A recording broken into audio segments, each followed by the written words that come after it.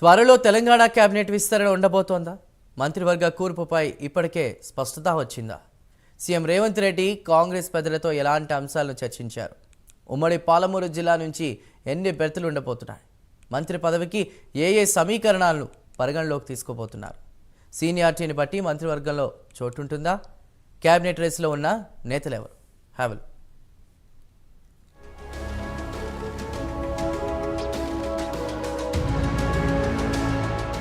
తెలంగాణలో TPCC chief, corporation చైర్మన్లు, వ్యవసాయ మార్కెట్, దేవాలయాల కమిటీ చైర్మన్ల ఎంపిక పూర్తయింది. కానీ మంత్రివర్గ విస్తరణపై ఇప్పటికీ క్లారిటీ రావడం లేదు. ఉమ్మడి మహబూబ్ నగర్ జిల్లా నుంచి 2 ఎమ్మెల్యేలు మంత్రి పదవి వస్తుందని ఆశిస్తున్నట్టు తెలుస్తోంది. మక్తల్ నుంచి తొలిసారి ఎమ్మెల్యేగా గెలిచిన వాకిటి శ్రీహరి కేబినెట్ పదవిపై గంపెడాసులు పెట్టుకున్నట్టు ప్రచారం జరుగుతోంది.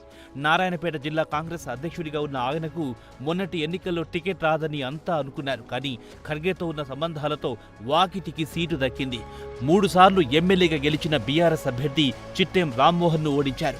మళ్లీ ఏఐసీసీ చీఫ్ ద్వారానే ఆయన మంత్రి పదవికి మార్గం సుగమం అయ్యిందని గుసగుసలు వినిపిస్తున్నాయి.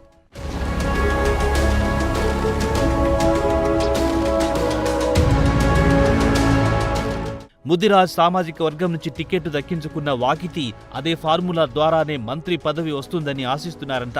ఇందుకు పార్టీ పెద్దలతో ఉన్న అనుబంధం కూడా కలిసి వస్తోందని భావిస్తున్నారని తెలుస్తోంది.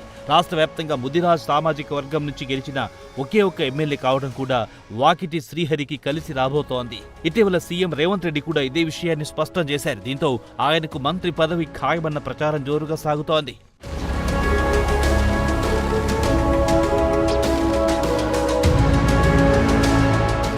ఉమ్మడి జిల్లాలో మరో కీలక నేత చిక్కుడు వంశీకృష్ణ సైతం మంత్రి పదవి ఆశిస్తున్నట్టుగా తెలుస్తోంది. 2004లో తొలిసారి అచ్చంపేట నుంచి ఎమ్మెల్యేగా గెలుపొందారు. ఆ తర్వాత 2009, 2014, 2018 ఎన్నికల్లో 3 సార్లు ఓడిపోయారు. అయినా ఆయన కాంగ్రెస్ జెండాను వదలలేదు. బీఆర్ఎస్ ఎన్ని ఇబ్బందులు పెట్టినా కాంగ్రెస్ తో మనోధైర్యం నింపారు. నాగర్ కర్నూలు జిల్లా పార్టీ అధ్యక్ష బాధ్యతలు చూస్తూ 4 అసెంబ్లీ నియోజకవర్గాల్లో హస్తం అభ్యర్థులు గెలవడంలో కీలక పాత్ర పోషించాడు. ఇలా పార్టీ పెద్దల దృష్టిలో వంశీకృష్ణ ఉన్నట్టు తెలుస్తోంది.